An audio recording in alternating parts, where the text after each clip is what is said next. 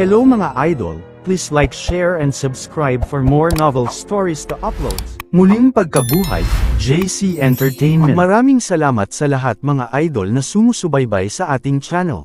Please subscribe to our YouTube and Facebook channel, JC Entertainment. Maraming salamat po. Kabanata 2081. Napakalaking deployment ng militar. Hindi na mababawi ang nagawa, kaya walang paraan si Jiang Chen para malutas ito. Siyempre, hindi niya matatalo si Big Yellow kapag naglilinang siya. Kung gagawin niya iyon, tiyak na magagalit ang aso. Higit sa lahat, naisip ni Jiang Chen na isang magandang bagay kung maisulong ng Big Yellow ang kanyang cultivation level sa pamamagitan ng paggamit ng mga essences sa treasure house sa isang kritikal na sandali. Sa kasalukuyan, ang Monk, Han Yan, at Dragon Shisan ay nasa pakikipagsapalaran at ang kanilang cultivation realm ay tiyak na uusad ng mabilis. Sa kasong ito, kailangan ding pagbutihin ni Big Yellow ang kanyang sarili. O kung hindi, kahit na siya ang pagkakatawang tao ng Dragon Sun Demon Sovereign, maaaring hindi pa rin niya kayang harapin ang paparating na sakuna. Ang sumunod na oras ay isang mahabang paghihintay lamang. Lumipas ang 3 araw sa isang kisap mata. Tanghali noon sa partikular na araw na ito. Hulong. Isang malakas na tunog ng kulog ang sumabog sa kalangitan sa itaas ng Immortal World. Sa loob ng milyon-milyong milya ng Immortal World, ang araw ay biglang naglaho sa kalangitan, na tinago ng madilim na ulap. Pagkatapos nito, lumitaw ang ilang higanteng bitek sa kawalan. Sa isang iglap, ang mga bitek na iyon ay naging mga channel kung saan tumagos ang malamig na hangin. Anong nangyayari? Napakalakas ng pressure. Nandito na ba ang araw ng paghuhukom? Oh gosh, tingnan mo. Ano yan? Nakikita ko ang mga figure ng tao ngunit hindi sila mukhang mga tao mula sa ating mundo. Narinig ko ang tungkol sa sakuna na naranasan ng immortal na mundo noong sinaunang panahon. May isa pang sakuna na nangyayari ngayon. Maging handa, lahat. Natatakot ako na may mga taong mula sa kabilang mundo na darating para salakayin ang ating immortal world. Maging handang ipaglaban ang iyong buhay. Hindi mabilang na mga tao ang nagsimulang sumigaw dahil sa takot. Marami sa kanila ang hindi alam kung ano ang nangyayari, at marami sa kanila ang hindi alam kung gaano kapanganib ang sakuna. Ito ay tila isang alamat na nangyari matagal na ang nakalipas. Nangyari ito ilang libong taon na ang nakalilipas. Ang henerasyon pagkatapos ng henerasyon ay lumipas sa Immortal Court, kaya sino ang makakaalala sa nangyari sa sinaunang panahon? Gayunpaman, ang mga tao ng Immortal World ay hindi mga idiot. Bilang makapangyarihang mga immortal, mayroon silang matalas na pandama upang makita ang malaking panganib. Naramdaman nila ang kapaligiran ng sakuna na parang pagdating ng araw ng paghuhukom. Nararamdaman nila na kailangan nilang gamitin ang kanilang buhay para pangalagaan ang immortal world at ang kanilang mga sarili para mabuhay. Hulong. Ang malalakas na unos ay sumabog at ang hukbo ng barbarian world ay sumugod mula sa mga channel, tulad ng isang baha. Bawat isa sa kanila ay may hawak na barbarian weapon, at ang kanilang mga mata ay puno ng dugo na mukhang napakabangis. Nang walang anumang pag-aalinlangan, daan-daan at libu-libong mga barbaro ang nagsimulang katayin ang mga tao ng Immortal World sa lalong madaling panahon pagkatapos ng kanilang pagdating. Isang baha ng mga barbaro ang bumagsak sa lahat ng direksyon. Malinaw, ang barbarian world ay mahusay na inihanda bago ilunsad ang kanilang pag-atake. Nagsagawa pa sila ng komprehensibong investigasyon sa bawat domain ng Immortal World at nag-deploy ng kanilang hukbo ayon sa lakas at bilang ng militar ng kalaban. Nakita nila ang digmaan na ito bilang isang pagkakataon upang linangin, at umaasa na ang kanilang mga tao ay maaaring umunlad sa ilalim ng kapaligiran. Kaagad, nagsimula ang massacre at ang dugo ay bumulwak kung saan-saan. Ang gayong hindi inaasahang pag-atake ng militar na inilunsad ng Barbarian World ay nagdulot ng malubhang pinsala at pagkawala sa maraming lugar ng Immortal Courts dahil hindi sila gumawa ng anumang paghahanda, at walang pagpapakita ng digmaan. Gayunpaman, mabilis pa ring nakapag-react ang mga tao ng Immortal World. Nagawa ng malalakas na impluwensya sa bawat domain na i-on ang kanilang defense mode ng natural at mabilis. Pinangunahan nila ang kanilang mga tao sa kanilang nasasakupan upang kontrahin ang pag-atake ng mga barbaro. Isang sakuna na kinasasangkutan ng buhay at kamatayan ay sa wakas ay sumiklab. Nakakasigla, ang mga katulad na eksena ay nagaganap sa iba't ibang lugar sa Immortal World. Halos magkasabay na sumiklab ang mga digmaan sa iba't ibang lugar. Karamihan sa malalakas na impluwensya ay may mahalagang papel sa labanang ito sa mga barbaro. Kapag buhay ang nakataya, lahat ng malalaking kapangyarihan ay isinantabi ang kanilang sama ng loob at piniling magkapit-bisig para harapin ang Barbarian World. Dahil narito na ang sakuna, ang lahat ng sama ng loob ay naging hindi gaanong mahalaga. Wala nang mas mahalaga pa sa pagpatay sa kalaban, at ang Barbarian World lang ang kanilang kalaban. Sa sandaling bumaba ang sakuna, ang langit ay naging madilim at ang lupa ay naging madilim. Ang buong Immortal World ay nasa paghihirap. Wala na ang araw at tuluyan nang nawala ang liwanag ng buwan. Walang nakakaalam kung gaano katagal ang digmaang ito. Maaaring 1 buwan, 2 buwan, 1 taon, 2 taon o mas matagal pa. Ito ay isang sakuna na digmaan, at isa ring siso na labanan. Ang digmaang ito ay isang karanasan, at isa ring pagbabago sa Barbarian World at sa Immortal World.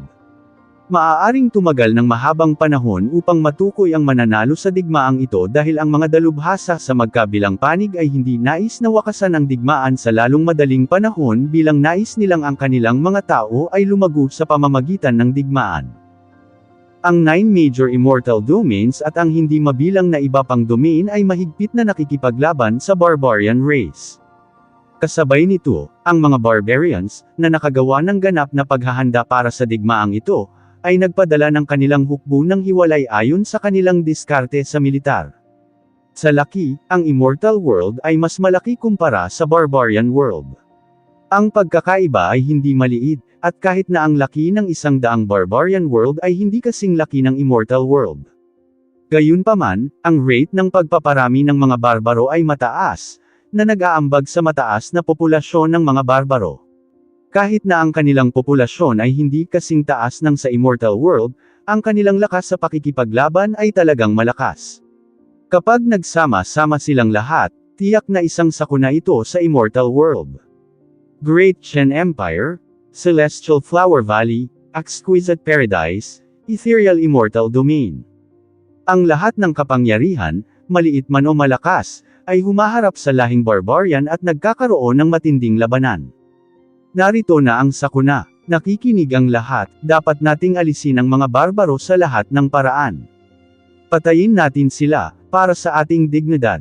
Halika, mga anak ng aso. Ipakita namin sa iyo ang aming lakas. Sa sandaling bumaba ang sakuna, ang pakiramdam ng karangalan ng sangkatauhan ng Immortal World ay biglang bumangon at napuno ang bawat tao. Palibhasa'y batid na ang sakuna ay hindi matatakasan, lahat ay naging isang matigas na tao na hindi alam kung ano ang kamatayan. Ang kanilang mga battle cell ay pinasigla sa sandaling ito. Upang mapangalagaan ang dignidad ng sangkatauhan, sila ay naging walang takot. Gagamitin nila ang kanilang buhay at dugo para labanan ang barbarian race para pangalagaan ang lupain ng Immortal World. Nang magbukas ang channel sa Fengchi Immortal Court, may daan-daang libong mga barbaro ang lumilitaw sa kalangitan. Ang kakilakilabot na paraan ng barbarian race ay nabuo sa madilim na ulap, na sumasakop sa kalangitan sa itaas ng Immortal Court. Nakakatakot ang eksena. Nagawa na ng Immortal Court ang kanilang buong paghahanda, ngunit ang makitang napakaraming eksperto mula sa Barbarian World ay medyo natakot pa rin sa kanila. Sa sandaling ito, mayroong 8 6th grade Barbarian Sovereigns sa kalangitan kumpara sa 3 6th grade Raid Sovereigns ng Fengchi Immortal Court. Sila ay Heaven Sovereign, Ling Lican at Feng Jingyang. Inang Fokker, bakit ang daming 6th grade Barbarian Sovereigns dito? Kailan pa naabot ng Barbarian race ang antas na ito? Walang magawa kundi manaira. Sa tingin ko ito ay may kaugnayan sa Ancient Elephant Bloodline sa katawan ni Anan. Maaaring pumunta sila dito para sa Ancient Elephant Bloodline, o kung hindi, hindi sila magde-deploy ng napakalaking bilang, sabi ni Jiang Chen. Pinakamalaking banta, ika-6 ng linggo. Suportahan mo kami sa Patreon kung kaya mo. Tama ang sinabi ni Little Chen. Ang dahilan kung bakit nag-deploy ang Barbarian World ng napakalaking hukbo ay dahil sa Ancient Elephant Bloodline. Ang Ancient Elephant Blood sa loob ng aking katawan ay ang simbolo ng Barbarian Divine at ito ay napakahalaga sa kanilang lahi. Noong si Little Chen ay nasa miniature Feng Shi world, nakatagpo siya ng isang eksperto mula sa barbarian world na sadyang dumating upang ipaglaban ang bloodline. Kahit kakasimula pa lang ng digmaan, nagpadala na sila ng ganyang hukbo dito, ipinakita lang nito na nandito sila para sa bloodline, ani Heaven Sovereign. Ang barbarian na hukbo ay bumahas sa kalangitan, at walang hangganang itim na unos ay gumugulong dito at doon. May isip na ang Immoral Court ay magiging isang malaimpyernong lugar ng digmaan kapag nagsimula ang malaking digmaan. Ang 8 6th grade barbarian sovereigns ay nakatayo sa harap ni Jiang Chen. Mula sa kanilang dilaw na damit, nakilala ni Jiang Chen na sila ang mga tao ng Wuhuang family. Ang pinuno ay isang angkop na matanda na may isang pares ng kumikinang ngunit lumubog na mga mata. May hinahanap ang kanyang mga mata sa karamihan at sa wakas, itinuon niya ang kanyang tingin sa Heaven Sovereign. Ang Ancient Elephant Bloodline ay nasa kanyang katawan. Tinuro ng matanda ang Heaven Sovereign at sinabi. Ang iba pang 7 6th grade Barbarian Sovereigns ay bumagsak din sa Heaven Sovereign sa parehong oras. Puno ng apoy ang kanilang mga mata. Nandito sila ngayon para sa isang misyon, dapat nilang ibalik ang Ancient Elephant Bloodline sa kanilang mundo. Kapag nakuha na nila ang bloodline, ang barbarian world ay malapit na sa pagkakaroon ng divine spirit, at ang oras na iyon ay magiging tunay na araw ng paghuhukom ng immortal world. Ikaw, alisin ang ancient elephant bloodline sa iyong katawan at ikaw ay magiging aming pinarangalan na panauhin. Kung gagawin mo ito, matatamasa mo ang walang katapusang kaluwalhatian at kasaganaan. Ang elder ay nagsalita sa Heaven Sovereign. Sa simula pa lang, ang mga taga-barbarian race ay mahilig na sa pagpatay, wala silang pinagkaiba sa mga ganid. Sa hindi inaasahan, napakababa ng kanilang katalinuhan. Paano nila nasasabi ang ganito nang hindi ginagamit ang kanilang utak? Ngumuso si Heaven Sovereign at tumaas ang kanyang ilong sa sinabi ng matanda. Hindi niya talaga alam kung bakit pinagbantaan siya ng matanda na ibibigay ang bloodline at susuko sa lahing barbarian. Huwag tumanggi sa isang toast para lang uminom ng forfeit. Dahil ang aming hukbo ay narito na humaharap laban sa inyo ngayon, ang iyong mundo ay makikipaglaban sa kamatayan at pagkatalo sa aming mga kamay anumang oras. Kung pipiliin mong sumuko ngayon, bibigyan ka namin ng buhay at maaari ka pa ring mamuhay ng maayos sa hinaharap. Kung tatanggihan mo ang alok na ito, gagawa kami kaagad ng aksyon at aalisin ang lahat dito. Sa lakas mo ngayon, hindi ka namin kakampi. Mag-isip ka ng 2 beses. Patuloy na sabi ng matanda. Masyado mong pinag-isipan ang pagsalakay sa ating mundo. Kung ako sa iyo, tatakas ako pabalik sa barbarian world sa lalong madaling panahon. Kung talagang magsisimula tayong mag-away, natatakot ako na wala ni isa sa inyo ang maiwang buhay, malakas na sabi ni Heaven Sovereign. Talagang nakaka-stress na harapin ang 8 6th grade barbarian sovereigns, ngunit si Jiang Chen ay kakampi nila, at malamang ay kaya niyang patayin ang lahat ng mga barbarian sovereign na ito ng mag-isa. Dapat malaman ng isang tao na may paraan si Jiang Chen para sugpuin ang lahing barbarian. Noong 2nd grade Great Sovereign pa lang siya, nagawa na niyang pumatay ng 6th grade Great Sovereign, hindi para sabihin na isa na siyang 3rd grade Great Sovereign ngayon. Ang pagpatay sa isang 6th grade Barbarian Sovereign ay isang piraso ng cake para sa kanya. Batay sa pangunawa ni Nangang Wentian kay Jiang Chen, masasabi niyang may kumpiyansa na kahit na mas marami pang 6th grade Barbarian Sovereigns ang lumitaw dito, hindi pa rin iyon mapapakinabangan. Elder, isave natin ang ating oras at kumilos kaagad at patayin ang lahat ng naririto, pagkatapos ay alisin ang Ancient Elephant Bloodline. Hindi na kailangang makipag-usap ng labi sa mga tao ng Immortal World, sabi ng isa sa 6th grade Barbarian Sovereign. Ang kanyang layunin sa pagpatay ay napakataas, na nagbunyag ng pagkauhaw sa dugo ng lahing barbarian. Lahat, makinig kayo. Umanda ka sa laban. Malakas na sumigaw si Heaven Sovereign sa mga tao ng Immortal Court. Oo, Panginoong Soberano. Ang mga tao ng Immortal Court ay sabay-sabay na sumigaw sa kanilang makapangyarihang paraan. Dahil kasama nila Jiang Chen at Heaven Sovereign, wala silang dahilan para matakot sa barbarian race. Patayin. Sa kabilang banda, ang elder ng barbarian race ay sumigaw ng malakas, pagkatapos ay daan-daan at libo-libo sa kanila ang sumugod sa kanilang battle mode. Sa isang iglap, sila ay nasa isang matinding labanan at sa wakas ay sumiklab ang isang madugong digmaan. Kasabay nito, ang 8 6th grade barbarian sovereigns ay kumilos din upang salakayin ang Immortal Court. Kinakaharap ni Feng Jingyang ang isa sa kanila habang hinaharangan dinilinglikan ang isa sa kanila. Ang iba pang anim ay pawang pinupuntirya ang Heaven Sovereign dahil narito sila para sa Ancient Elephant Bloodline. Walang moralidad o hustisya sa kanilang isipan at walang makakaapekto sa kanilang dignidad dahil nabubuhay lamang sila para sa kanilang sariling interes. Ang tanging layunin nila dito ay patayin si Heaven Sovereign para makuha ang kanyang bloodline. Iyon lang. Wala silang pakialam sa paggamit ng kung anong uri ng pamamaraan upang makamit ang kanilang layunin. Little Chen, tila hindi kanila inilalagay sa kanilang mga mata. Ngumiti si Heaven Sovereign kay Jiang Chen. Iyon ang kanilang pagkawala. Sa sandaling natapos ni Jiang Chen ang kanyang mga salita, ibinato niya ang Dragon Transformation Technique at ang magiting na Heavenly Dragon Sword ay lumitaw sa kanyang kamay. Pagkatapos ay iwinagayway ni Jiang Chen ang espada, at naglabas ng libu-libong layer ng Sword Shi, na naglaslat sa isa sa 6th grade Barbarian Sovereigns. Isang ikatlong baitang dakilang soberano ang nanliligaw sa kamatayan. Ngumuso ang 6th grade Barbarian Sovereign at sinubukang ihiga si Jiang Chen. Hindi sumagot si Jiang Chen ng mga salita, ngunit agad na gumanti gamit ang kanyang espada. Isa itong sobrang agresibong welga na puno ng buong lakas niya. Ang kauna-unahang Sword Chi ay sapat na malakas upang puksain ang lahat ng mga pag-atake ng kalaban. Sa susunod na sandali, winasak ng mahabang espada ni Jiang Chen ang lahat at bumagsak sa ulo ng Barbarian Sovereign. Ano? Napasigaw ang barbarong iyon sa takot dahil alam niyang minamaliit niya ang kanyang kaaway. Ang paghampas ng espada ni Jiang Chen ay nagdulot sa kanya ng pakiramdam ng panganib at banta ng kamatayan. Kasabay nito, nalaman niya na ang pinaka-nakakatakot ay hindi ang 3 6th grade Great Sovereigns, kundi ang 3rd grade Great Sovereign na labis nilang minamaliit. Gayunpaman, huli na ang lahat. Ang mahabang espada ni Jiang Chen ay nagdala ng walang hanggan na alon ng apoy. Ang napakalaking espada na Chi ay pinagtagpi ng apoy, na lumikha ng isang web na agad na kumugkob sa 6th grade Barbarian Sovereign. Nabigo itong labanan ng 6th grade Barbarian Sovereign. Siya ay pinunit ng espada ni Jiang Chen at namatay sa lugar.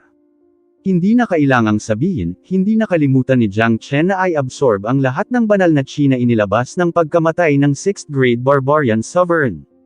Pinuksan ang Ancestral Dragon Pagoda, ganap na nilamon ang 6th grade Barbarian Sovereign. Ang mga barbarong ito ay pampalusog kay Jiang Chen. Kailangan niya ang lahat ng mga ito bilang mga pagkain upang isulong ang kanyang cultivation realm. Ito ang tanging paraan upang matulungan siyang lumaban hanggang sa huling paghaharap. Ilang sandali lang ang nakalipas, ang iba pang 5 Barbarian Sovereign ay kinubkob lang ang Heaven Sovereign, ngunit agad silang naalarma sa nangyari sa tabi ni Jiang Chen. Bawat isa sa kanila ay sumigaw sa alarma. Tumingin sila kay Jiang Chen na parang nakakita ng multo. Ang kanilang mga mata ay napuno ng pagtataka dahil hindi nila inaasahan na ang lakas ng isang 3rd grade Great Sovereign ng Immortal World ay magiging napakabigat. Hahaha, pinalaan na kita. Dahil hindi ka umalis kanina, natatakot ako na wala nang makakatakas sa inyo. Tumawa si Heaven Sovereign. Pipigilan ko ang taong ito, kayong 4 ay magkapit kamay para patayin ang Dragonman na iyon. Agad na binago ng elder ng Wu Huang family ang kanilang diskarte sa labanan dahil nagkaroon ng hindi inaasahang paghuhusga ngayon lang. Napabayan nila ang pinakamalaking banta, kaya dapat nilang ituon muna ang pagpuksa sa banta na ito, at iyon ay si Jiang Chen. Napakaraming kahangahangang paraan. Lahat tama. Sumang-ayon ang 4 na Barbarian Sovereigns. Kaagad, binawi nila ang kanilang focus mula sa Heaven Sovereign, ni-redirect ang kanilang focus Jiang Chen at kinubkob siya mula sa 4 na magkakaibang direksyon. Bagamat silang 4 ay magkahawak kamay upang harapin si Jiang Chen, ang kanilang mga mata ay puno pa rin ng pagtataka at takot. Wala pa sa kanila ang nakatagpo ng napakalakas na 3rd grade Great Sovereign noon. Mula sa kahangahangang paraan at nagliliyab na apoy na inilabas ni Jiang Chen lamang, naramdaman na nila ang isang napakalaking pressure. Sa ilalim ng gayong panggigipit, hindi nila maibigay ang kanilang buong lakas. Mag-ingat, siya ay makulit. Hahaha. Sa kabilang banda, humagalpak ng tawa ang Heaven Sovereign. Ang Barbarian Elephant ay tila angkinan ang kanyang katawan. Sa kanyang lakas, hindi naging problema para sa kanya na harapin ang isang 6th grade Barbarian Sovereign. Ang katotohanan ay ang 6th grade Barbarian Sovereign ay hindi katugma para sa Heaven Sovereign. Hulog. Sa sandaling ang Heaven Sovereign ay mabangis na nakipaglaban sa 6th grade Barbarian Sovereign, agad siyang nakakuha ng mataas na kamay sa labanan at ang Barbarian Sovereign ay maaari lamang nasa isang defensive na posisyon. Kayong apat, stop wasting time. Magmadali at patayin ang mapahamak na Dragonman na iyon. Panipi. Nang maramdaman ng pinuno ang matinding pressure na kinakaharap laban sa Heaven Sovereign, sinigawan niya ang iba pang apat na soberanya at sinugod sila upang kumilos ng mabilis.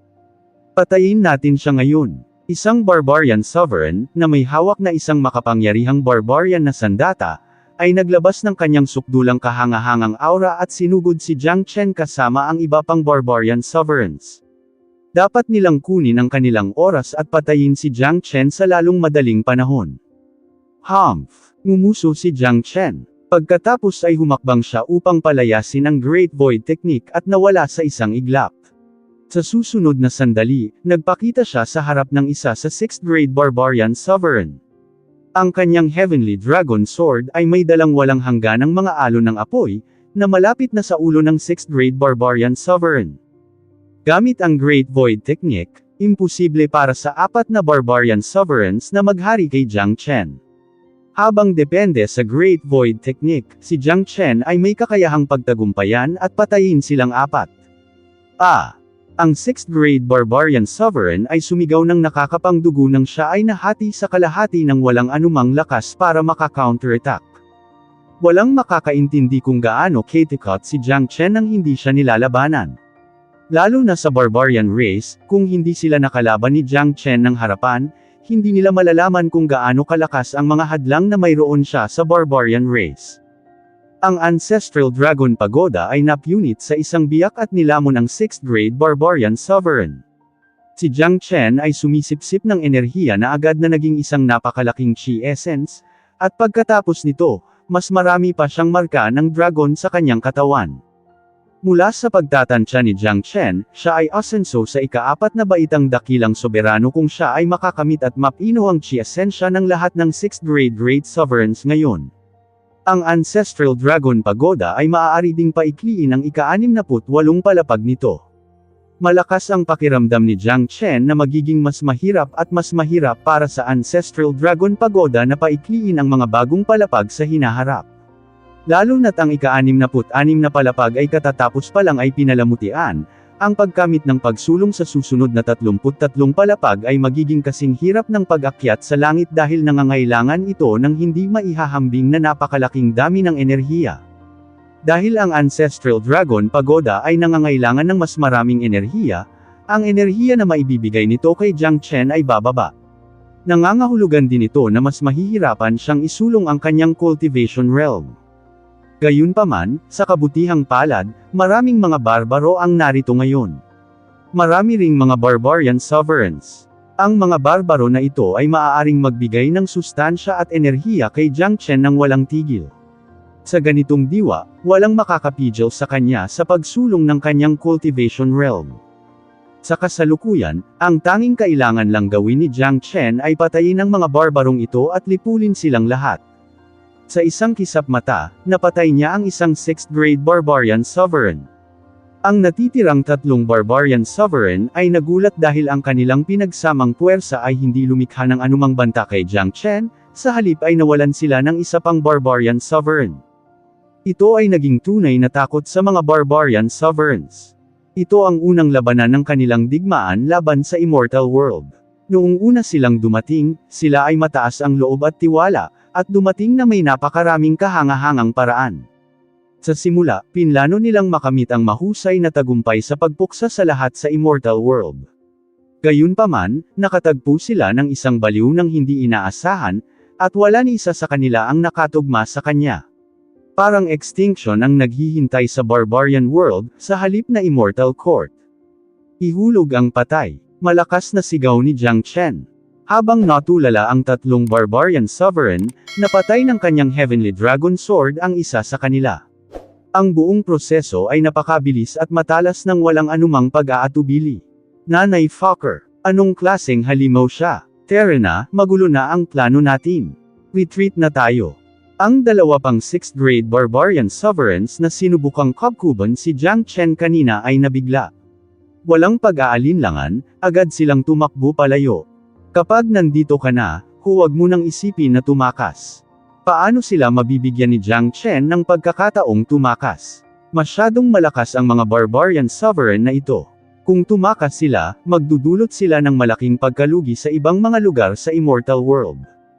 Ang ethereal immortal wind na isinama sa 5 elemental sphere ay kumalat sa isang nakikitang web, na bumabalot sa dalawang barbarian na soberano, na nag-iwan sa kanila ng pagkakataong makatakas.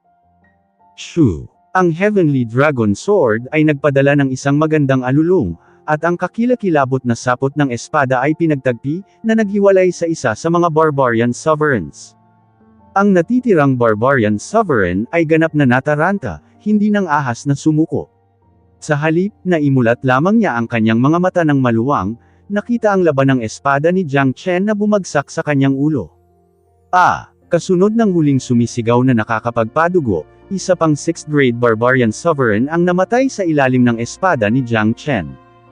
Ang pinuno na nakikipaglaban pa rin sa Heaven Sovereign, at ang dalawang 6th grade barbarian sovereigns na nakikipaglaban kina Feng Jingyang at Ling Likan ay nakita kung ano ang nangyari. Ang tatlo sa kanila ay nagkaroon ng salpok na bumulwak ang kanilang dugo. 5 sa 8 6th grade barbarian sovereigns ang napatay ng walang kahirap-hirap ilang minuto pagkatapos magsimula ang labanan. Hindi ka panipaniwala. Ito ay masyadong nakakatakot. Si Jiang Chen ay masyadong kakilakilabot, at siya ay lubos na hindi napigilan, nagdulot ng matinding psikolohikal na anino at trauma sa puso ng mga tao ng lahing barbarian. Hahaha. Parehong humagalpak sa tawa ang Heaven Sovereign at Feng Jingyang. Lalong lumakas ang kanilang fighting spirit at lumakas ang kanilang mga atake.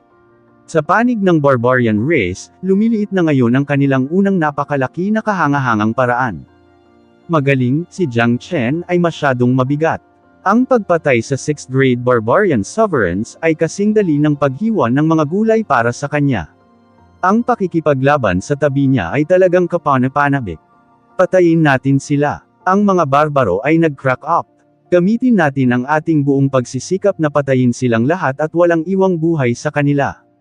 Dapat nating patayin silang lahat, kung hindi, sila ay magiging isang salot sa hinaharap. Ang mga tao ng Immortal Court ay nasa mataas na espiritu, winuwagayway ang sandata sa kanilang mga kamay upang salubungin ang kanilang kalaban. Sa panig ng barbarian race, tuluyan nang bumagsak ang kanilang fighting spirit. Hindi lamang ang mga alipors, maging ang kanilang mga pinuno ay nagsimulang makaramdam ng takot.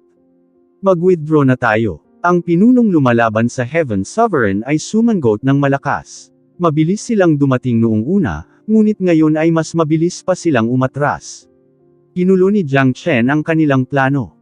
Ang tanging bagay na maaari nilang gawin ngayon ay umatras at magsagawa ng pagbabalik sa hinaharap. Kung hindi sila umatras ngayon, baka mamatay silang lahat dito. Huli na para mag-withdraw ngayon. Hinding-hindi sila papayagan ng Heaven Sovereign na umatras ngayon. Nag-transform ang kanyang Million Stars Ruler sa isang liwanag ng langit, na humaharang sa ruta ng pagtakas ng pinuno. Paggamit ng ika-4 na baitang dakilang soberanong kaharian. Pagbangga, nilamon ng liwanag ng Myriad Transformation Stars Ruler ang buong lugar, na tuluyang nakaharang sa daanan ng pinuno. Ang mga karaniwang barbaric sovereign na iyon sa parehong antas ng Heaven Sovereign ay hindi makalaban sa kanya kapag nailabas niya ang kanyang banal na kapangyarihan. Bang! Asterisk. Desperado na ang pinuno at ayaw nang lumaban pa. Sa kasamaang palad, hinarang siya ng Myriad Transformation Stars Ruler, at winasak ng malakas na alon ng hangin ang kanyang pag-atake, dahilan upang mapabalikwas siya ng 100 ahang, ang kanyang kutis ay sobrang putla. Samantala sa kabilang panig, sina Feng Jingyang at Ling Likan ay pinipigilan ang kani-kanilang mga kalaban, hindi sila binibigyan ng pagkakataong makatakas. Ang barbarian na hukbo ay karaniwang nakulong. Kahit na ang mga barbaro ay nagpadala ng napakaraming eksperto sa labanang ito, kulang pa rin ang kanilang bilang kumpara sa Immortal Court. Bilang karagdagan, ang kanilang moral ay naging mababa, na higit pang nagpapababa ng pagkakataon na sila ay makalusot sa pagkubkob. Gumalaw si Jiang Chen, at ang Heavenly Dragon Sword sa kanyang kamay ay nagpakawala ng walang hanggan na presyon. Pagkatapos ay lumitaw siya sa tuktok ng kalaban ni Ling Lican at sumalakay. Natakot ang Barbarian Sovereign na iyon at nagmamadaling itinaas ang kanyang sandata para ipagtanggol ang paparating na Heavenly Dragon Sword. Nakakalungkot na nakita siya ni Jiang Chen sa kanyang paningin. Hindi lang natama ng sandata mula sa kanyang kamay dahil sa lakas, nahati rin sa kalahati ang kanyang buong katawan. Pagkatapos, ginawa ni Ling Lican ang huling suntok, ganap na nagwakas sa buhay ng 6th grade Barbarian Sovereign na iyon. Hindi nagpatinag si Jiang Chen matapos niyang tapusin ang isang kalaban. Pagkatapos ay lumipad siya patungo kay Feng Jingyang na nakikipaglaban pa rin sa isa pang 6th grade Barbarian Sovereign. Pinalak ni Jiang Chen na patayin silang lahat, lalo na ang mga makapangyarihang Barbarian Sovereigns, hindi sila dapat iwanang buhay. Kasunod ng isa pang nakakadugo na hiyawan, ang ikapitong 6th grade Barbarian Sovereign ay nahulog sa ilalim ng talim ni Jiang Chen. Sa sandaling ito, tanging ang pinuno lamang ang nabubuhay, gayunpaman, siya ay umuubo na ng dugo dahil sa pag-atake ng Heaven Sovereign. Habang ang Barbarian ay abala sa paghampas ng Heaven Sovereign, muling nadulas si Jiang Chen at tinamaan ang huling pako sa kabaong. Ang ekspresyon ng pinuno ay naging maputlang puti at nagsimulang mawala ng pag-asa nang makita niya ang Diyos ng kamatayan, Jiang Chen, para sa kanya, at halos tuluyan na niyang isuko ang kanyang pagtutol. Si Jiang Chen ay walang awa, ang espada ay tumama sa katawan ng pinuno, na hiniwa siya sa kalahati ng malinis. Sa sandaling ito, 8 6th grade Barbarian Sovereigns ang namatay sa wala pang 10 minuto pagkatapos magsimula ang labanan. Lahat sila ay namatay mula sa talim ni Jiang Chen. Masyadong nakakagulat ang eksena, kahit si Feng Jingyang at ang iba pa ay naisip na nanaginip sila. Ang pagkakaroon ni Jiang Chen ay tunay na nagbigay inspirasyon sa mga tao na sundan siya. Matapos mamatay ang 8 6th grade Barbarian Sovereigns, ang grupo ng mga barbaro ay naiwan na walang pinuno. Lahat sila ay naging walang gulugod na mga sundalo ng walang anumang layunin sa pakikipaglaban na natitira sa kanila, iniwan silang katayin ng mga tao ng Immortal Court. Sa pagtingin sa larangan ng digmaan, ang bibig ni Jiang Chen ay nakakurbo sa isang bahagyang ngiti. Si Heaven Sovereign at ang iba pa ay hindi sumali sa mga natitirang laban, na nagbigay ng pagkakataon sa iba na dagdagan ang kanilang karanasan sa pakikipaglaban sa mga barbaro. Samantalang para kay Jiang Chen, ang kanyang pangunahing prioridad sa ngayon ay ang makapasok sa 4th grade Great Sovereign Realm. Anan, bigyan mo ako ng malaking halaga ng Sovereign Grade Immortal Metastones na maibibigay ng Immortal Court, mabilis. Sabi ni Jiang Chen kay Nangang Wentian. Ang ika-68 palapag ng Ancestral Dragon Pagoda ay na-condensed na. Ang mga marka ng dragon sa kanyang katawan ay umabot na sa 1.85 milyon, malapit na siyang makapasok sa 4th grade Great Sovereign Realm. Ngunit ang Immortal Metastones na iningatan niya ay halos maubos. Kailangan niya ng malaking halaga ng mga ito upang makapasok sa 4th grade Great Sovereign Realm. Sige, hindi nagpatinag si Nangang Wentian. Alam niya na si Jiang Chen ay nasa isang mahalagang yugto ng paglusob. Kung mas mataas ang antas ng cultivation ni Jiang Chen sa digmaang ito, mas malaking pinsala ang ay dudulot nito sa lahing barbarian. Walang halaga ng Immortal Metastone ang maging maramo sa gayong sakuna. Bukod dito, ang relasyon ni Jiang Chen at Nangang Wentian ay isang pagkakaibigan ng buhay at kamatayan. Itataya pa niya ang kanyang buhay para sa kapakanan ni Jiang Chen kung siya ay nasa panganib, hindi binabanggit ang tungkol sa ilang Immortal Metastones. Pagkatapos ay kinuha ng Heaven Sovereign ang walang laman at na-access ang espasyo sa kabilang panig, at pagkatapos kumuha ng malaking halaga ng Immortal Metastones, inihatid niya ito ng diretsyo kay Jiang Chen. Pagkatapos ay kinuha ito ni Jiang Chen ng walang pagpipigil, pinipino ang buong grupo ng Immortal Metastones na parang wala itong gastos. Pagkatapos, isang malakas na putok ang narinig mula sa Ancestral Dragon Pagoda. Sa sandaling ito, ang cultivation ni Jiang Chen ay umabot sa 4th grade Great Sovereign Realm, at ang halaga ng mga marka ng dragon sa kanyang katawan ay 1.86 milyon.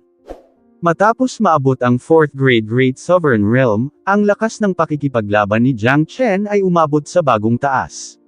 Maari na niyang patayin ang isang 7th grade Barbarian Sovereign sa isang shot at maaaring makipagtuwe-tutu sa isang 8th grade Great Sovereign, at maaaring makapatay ng 8th grade kung gagamitin niya ang Golden Feather Fan.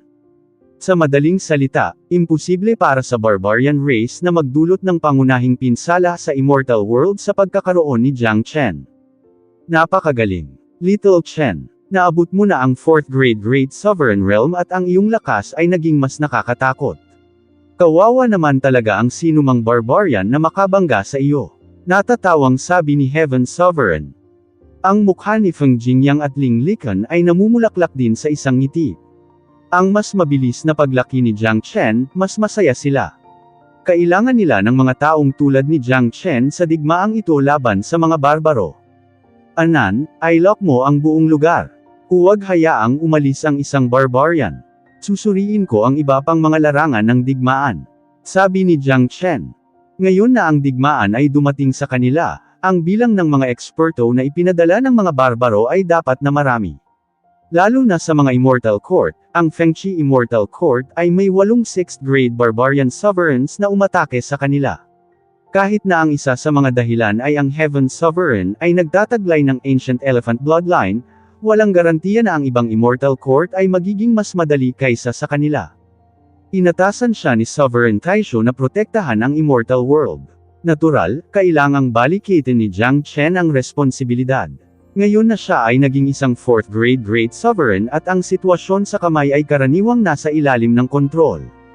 Hindi siya nanatiling walang ginagawa at lumipat sa kabilang larangan ng digmaan upang suriin ang sitwasyon. Pagpatay ng mas maraming barbarians, pagpapabuti ng Ancestral Dragon Pagoda at pagtaas ng kanyang cultivation level. Ito ang pinakamahalagang bagay na kailangan niyang gawin ngayon. Gayunpaman, alam din ni Jiang Chen na magiging mas mahirap para sa kanya na magtagumpay sa huling yugto. Kailangan niyang patayin ang 7th grade Barbarian Sovereigns para lalo pang mapahusay ang pagoda, at para sa kanya na magtagumpay sa mas mataas na antas. Sige, mauna ka na, iwan mo na sa amin ang lugar na ito. Sabi ni Heaven Sovereign. Ngayong namatay na ang 8 6th grade Barbaric Sovereigns, ang mga natitirang barbaro ay walang banta sa Immortal Court, tanging kamatayan at pagpatay ang naghihintay sa mga barbarong ito. Pagkatapos ay nawala si Jiang Chen, umalis sa Immortal Court. Demonic Immortal Island. Ang kasalukuyang Demonic Immortal Island ay halos nahulog sa mga kamay ng kaaway. Ang buong panlabas na dagat ay nakalok sa isang napakalaking labanan, na ang larangan ng digmaan ay sumasaklaw sa libu-libong li. Tinakpan ng maitim na ulap ang araw, ang langit at ang lupa ay nahulog sa kadiliman, na nagbigay ng napakalaking presyon ng isip. Ang Heavenly Pang Demon Sovereign ay nagbago na sa isang walang kapantay na ibon sa langit at nakakulong sa pakikipaglaban sa 3 6th grade Barbarian Sovereigns nang walang naramdamang anumang pressure. Gayunpaman, ang kasalukuyang Demonic Immortal Island ay nasa isang krisis pa rin. Ang iba pang 2 6th grade Demon Sovereign na nagtatago ay lumitaw na at napalibutan ng 3 6th grade Barbarian Sovereigns. Sa madaling salita, 6 na makapangyarihang 6th grade Barbarian Sovereign ang ipinadala upang salakayin ang Demonic Immortal Island. Kahit na nagawang pigilan ni Heavenly Pang ang 3 sa kanila, ang 3 pa ay isang malaking banta sa isla. Ang pinakamahalaga, ang malaking bilang ng 5th at 4th grade Barbarian Sovereigns ay nasa likod nila, na sinundan ng hindi mabilang na mga sundalo. Hindi sila kayang tanggapin ng Demonic Immortal Island, na nagdulot ng napakalaking casualty sa kanilang panig sa ilang sandali lamang. Walang kapantay na Monkey King. Arg! Napuno ang buong isla ng nakakadugong hiyawan, na kumalat hanggang sa labas ng dagat. Ang buong dagat sa labas ay kumukulo, ang kulay ng langit ay nagbago. Ito ay isang malupit na larangan ng digmaan, isang tunay na impyerno ng Azura. Maraming malalaking demonyo ang bumalik sa kanilang orihinal na anyo, ang ilan sa kanila ay kasing taas ng daan-daang zang. Samantalang ang mga barbaro din, ay naging kanilang orihinal na anyo, na naging kasing laki ng bundok. Ang labanang naganap ay talagang isang magandang tanawin, ang mga labanan sa laki ng Godzilla ay makikita sa lahat ng dako, at ang marahas na lakas na nagmumula sa mga labanan ay mararamdaman din kahit saan. Ang katawan ng parehong mga demonyo at mga barbaro ay napakalakas, dahil ang parehong mga lahi ay lubhang mabagsik. Sa pagsisimula ng digmaan sa pagitan ng dalawang mundo, ang mga demonyo ay may mas malaking kalamangan kumpara sa mga tao pagdating sa labanan. Ngunit ang mga barbaro ay marami rin sa bilang, at marami ring eksperto ang nakiisa sa labanan. Ang lahing barbarian ay nagpahinga, at nabuo ang kanilang lakas sa loob ng 10,000 taon. Kung saan ang kanilang kabuoang lakas ay umabot sa isang nakakatakot na antas. Ang mga lumitaw sa isla ay mula sa Woolan at Wachi family. Sila ay umaatake upang pumatay, sinusubukang harapin ang isang nakamamatay na suntok sa kanilang kaaway. Arg! Asterisk. Biglang sumigaw sa matinding paghihirap ang isang 6th grade demon sovereign, ang isang braso niya ay napunit ng kanyang kalaban, dahilan para umagos ang isang bukal ng dugo. Ang dalawang 6th grade demon sovereigns ay nakakulong sa labanan kasama ang tatlong 6th grade barbarian sovereigns, kung saan ang mga barbarian ang nangunguna. Ang dalawang demonyong soberanya ay mga antik ng Demonic Immortal Island, mga pag-iral na katumbas ng Supreme Elder ng iba pang mga kapangyarihan. Gayunpaman, matagal na silang hindi aktibo, at nawala ang kanilang talino sa labanan. Masyadong makapangyarihan ang mga kalaban at may kalamangan sa mga numero. Sa loob lamang ng isang oras, hindi na nakayanan ng isang elder at nasugatan ito ng husto. Haha, patayin siya. Isang dalubhasa ng Wachi family ang humawak ng Iron Mace, habang may suot na masamang ekspresyon sa kanyang mukha. Ang bakal na mace ay ibinaon patungo sa bungo ng matanda na nawalan ng braso. Arg! Asterisk. Ang matanda na iyon ay nagpakawala ng isang nakakaiyak na sigaw at namatay sa kalunos-lunos. Ang moral ng mga residente sa Demonic Immortal Island ay lalong hamina pagkatapos ng pagkamatay ng isang 6th grade demon sovereign, na lalong nagpulala sa sitwasyon. Higit pa rito, sa pagkamatay ng nakatatanda, mayroon na lamang isang 6th grade demon sovereign na natitira sa kampo ng isla, na pinilit siyang harapin ang tatlong kalaban tulad ng Heavenly Pang. Ngunit hindi siya si Heavenly Pang, hindi niya taglay ang nakakatakot na lakas ni Heavenly Pang, at sa gayon, susundan niya ang hakbang ng kanyang partner kung magpapatuloy ang labanan.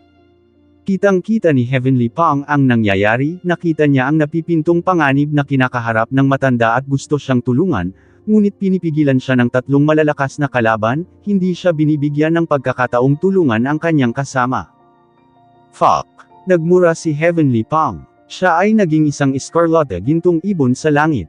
Pagkatapos ay nabasag niya ang paligid at sumugod sa gilid ng matanda sa sobrang bilis. Palibutan sila. Sigaw ng pinuno ng pamilya Wachi. Sa isang iglap, 6 na 6th grade barbarian sovereigns ang nag-coordinate at pinalibutan si Heavenly Pang at ang Elder. Panginoon ng isla, ang aming Demonic Immortal Island ay tiyak na mapapahamak. Nanlumo ang matanda at nawalan pa ng ganang lumaban. Ano bang pinagsasasabi mo? Isang grupo ng mga barbaro na gustong sirain ang aking Demonic Immortal Island. Mangarap pa.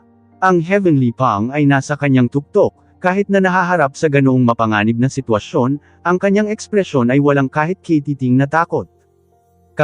Makalangit na Pang Demon Sovereign. Ang isang matalinong tao ay umaangkop sa kanyang sarili sa mga pangyayari.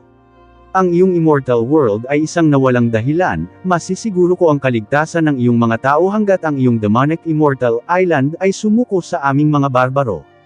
Isang barbarian na elder ang nagpakawala ng nakakatakot na tawa at sinabi kay Heavenly Pang. Nakakatawa, upang ako, si Heavenly Pang, ay sumuko. Ano ang iniisip ninyo? Napabuntong hininga si Heavenly Pang. Ito ay digmaan, ito ay isang bagay ng karangalan, at mayroon lamang buhay o kamatayan pagkatapos ng isang labanan, walang pagsuko. Hindi siya susuko sa mga barbaro, lalaban siya hanggang sa kanyang huling hininga. Mukhang mas gusto mo ang isang magaspang na paggamot, hindi ba? Kung gayon, hindi na kailangang maging magalang. Atakihin sila ng lahat ng mayroon ka, patayin sila. Ang Demonic Immortal Island ay babagsak kapag pareho silang patay. Sa sandaling iyon, lahat ng yaman sa isla at karagatan ay magiging atin. Isang dalubhasa mula sa pamilya Wulan ang sumimangot at malamig na sinabi. Atake! Sumigaw ang barbarian leader, at ang 6 sa kanila ay sabay-sabay na nagpakawala ng malakas na pag-atake. Ang nakakatakot na enerhiya na ginawa nila ay sapat na upang sirain ang lahat ng nakikita, na nakalapit kay Heavenly Pang at sa Elder. Screech! Asterisk! Ibinaba ni Heavenly Pang ang kanyang mga pakpak at nagpakawala ng humiyaw patungo sa himpapawid, sinusubukang palayasin ang 6 sa kanyang sarili. Dagandong! Asterisk! Ang langit at lupa ay nanginag, ang kalangitan ay nabasag at hindi mabilang na tidal waves na magaspang sa dagat. Arg! Asterisk! Nagtamo ng matinding pinsala si Heavenly Pang, at umubo ng dugo. Gaano man siya kalakas, ang isa laban sa 6 ay sobra pa rin para sa kanya. Kahit sinong normal na tao ay pira-piraso at mamamatay sa trahedya noon at doon. Ito ay magagawa lamang dahil ito ay ang Heavenly Pang Demon Sovereign. Ang Demonic Immortal Island ay pinabayaan ng mga langit. Ang elder ng Demon Clan ay humarap sa langit at napabulalas. Alam niya na ang Demonic Immortal Island ay tunay na nasa napipintong panganib, malamang, sila ay patayin. Ang mga kalaban ay masyadong malakas, kahit si Heavenly Pang ay hindi makatakas sa kanila. Paano pa sila magpapatuloy sa pakikipaglaban sa digmaang ito? Haha, Heavenly Pang Demon Sovereign. Ito na ang iyong huling pagkakataon. Sumuko ka na, sabi ng leader ng Wachi family habang tumatawa. Pumunta ka at kuhain mo.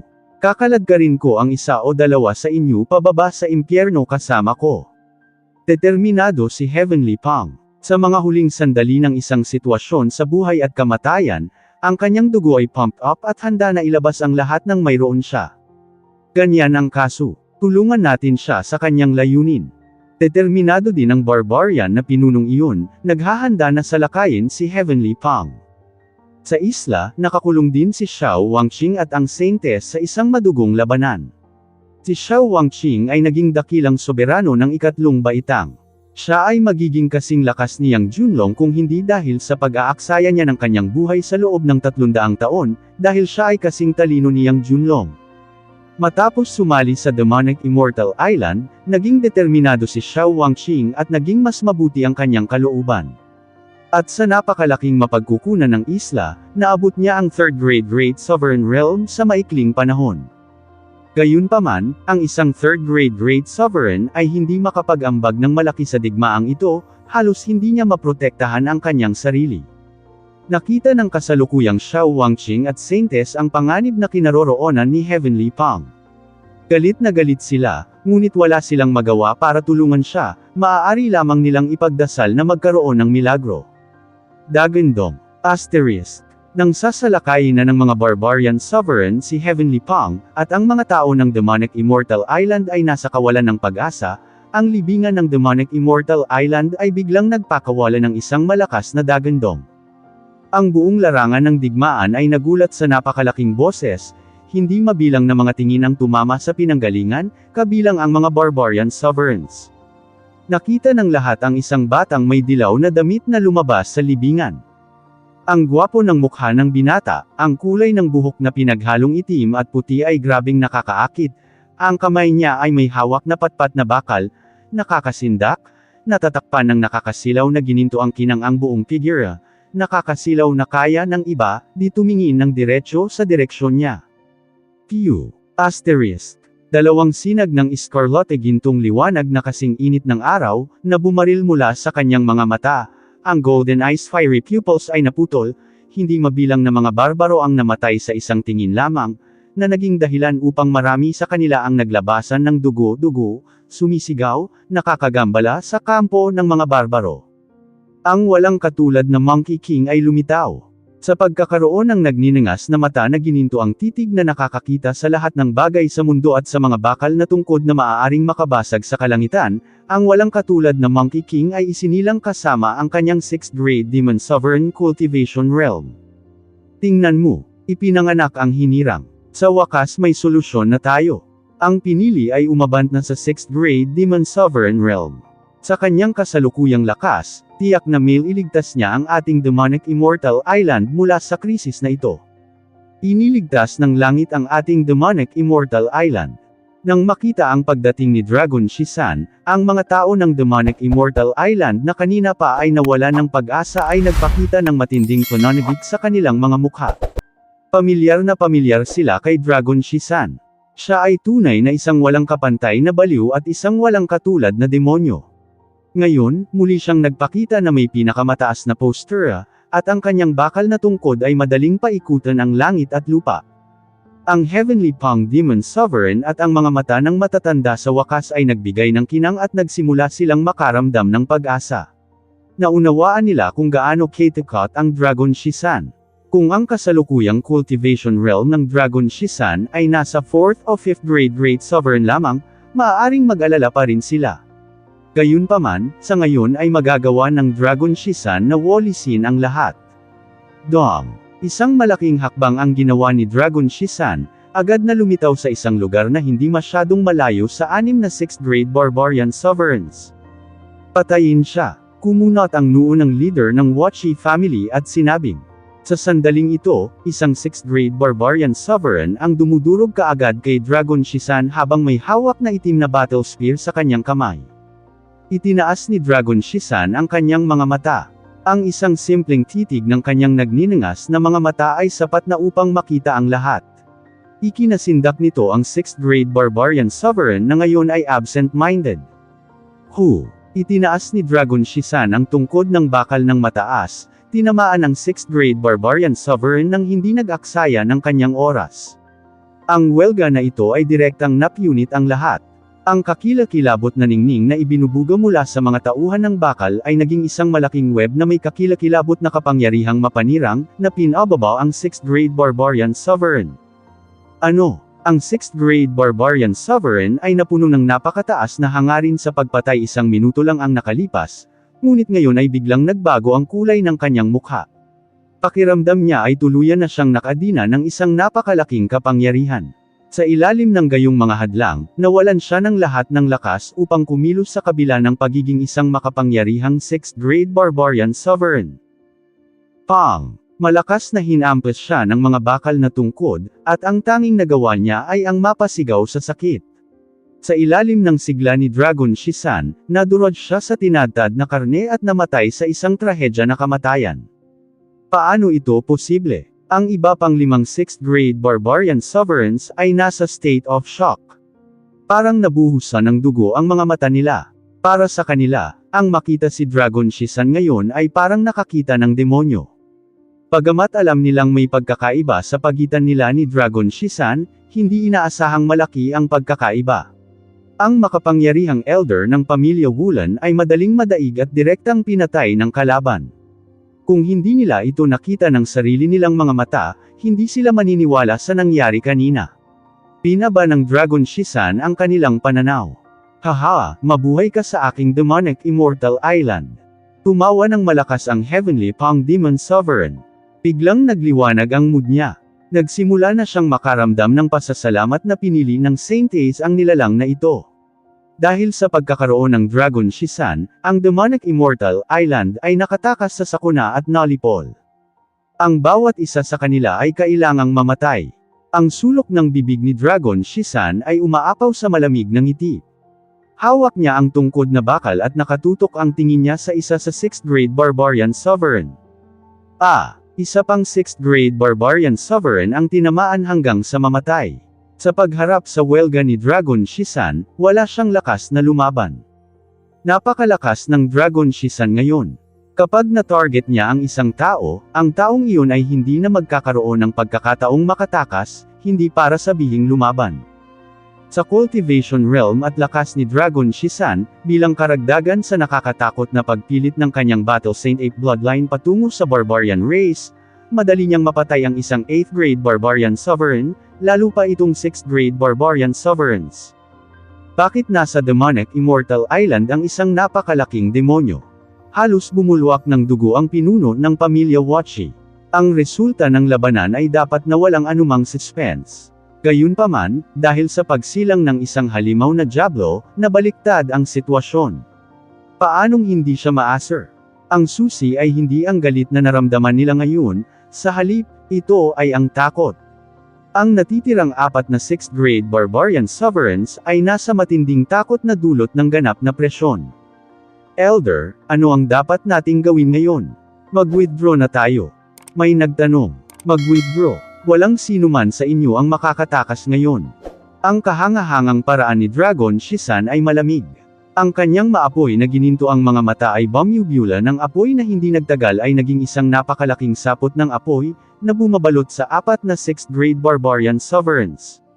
Sa madaling salita, ang kahangahangang paraan na inilabas ni Dragon Shisan ay nagkulong sa bawat espasyo ng Demonic Immortal Island, na walang iniwang pagkakataon para sa mga kalaban na makatakas. Matayog ang demonyong Chi. Ang kahangahangang paraan na pinalabas ni Long Shisan ay labis na makapangyarihan. Kahit si Heavenly Pong Demon Sovereign ay nanlamig, na parabang kaharap niya ang isang 8th grade Demon Sovereign. Ang walang limitasyong presyon ay lubhang nakaapekto sa kanilang espiritu. Pagkaraan ng isang segundo, ipinakita ni Dragon Shisan ang kanyang hindi magagapi na lakas, at ginamit ang kanyang bakal upang hampasin ang 4 na 6th grade barbarian sovereigns hanggang mamatay. Ang buong proseso ay hindi palpak sa lahat. Ang 4 sa kanila ay nagnanais na tumakas, ngunit sila ay walang kakayahan na gawin iyon dahil may malaking pagkakaiba sa pagitan ng kanilang lakas. Ang lakas ni Dragon Shisan ay nasa ibang antas kumpara sa kanila. Napatay na ang ating mga pinuno. Lagot tayo. Nanay Fokker, paanong ang isang makalangit na lalaki ay lumalabas dito? Withdraw na tayo. Makinig ang lahat, umatras ngayon din. Lahat ng isang biglaang, nagkaroon ng napakalaking pagbabago sa larangan ng digmaan.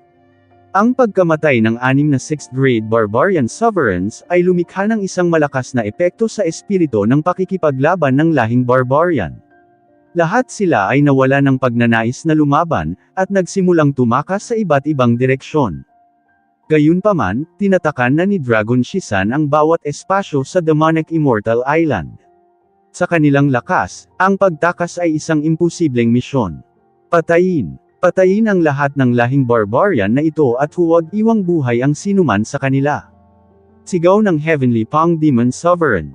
Inilipat niya ang kanyang pakpak, dumurog sa gitna ng grupo ng lahing barbarian at nagdala ng malaking kaguluhan sa kanila. Bagamat hindi kinaya ng Heavenly Pong Demon Sovereign ang magkasanib na puwersa ng 6 na 6th grade barbarian sovereigns, isang piraso ng cake para sa kanya ang pakikitungo sa maliliit na patatas na ito. Ang pakikitungo sa kanila ay kasing dali ng pagpipiga ng mga langgam. Ethereal Immortal Domain, Northern Profound Domain at Profound Yin Cult. Sa kasalukuyan, ang Profound Yin Cult ay inatake ng malaking bilang ng hukbo ng barbarian race. Ang buong Profound Yin Cult ay humaharap sa kanila sa kanilang buong pagsisikap. Na-assess ng barbarian race ang lakas ng bawat lugar sa Immortal Court, pagkatapos ay nag-deploy sila ng hukbo na may iba't ibang lakas, at naglunsad ng military attack sa iba't ibang lugar ayon sa kanilang assessment.